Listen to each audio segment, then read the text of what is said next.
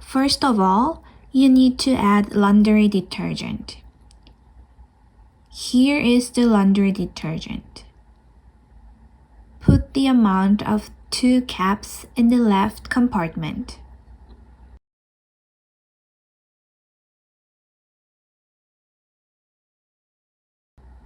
Then close the lid, put the laundry in the washing machine, and close the door. Then press the power button. After the washing machine is turned on, set the speed wash and press the start button.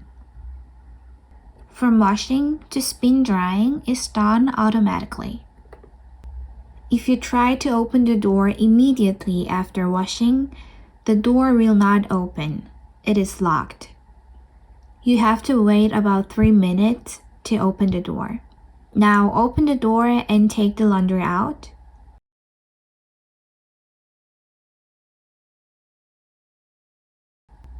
The drying rack is here.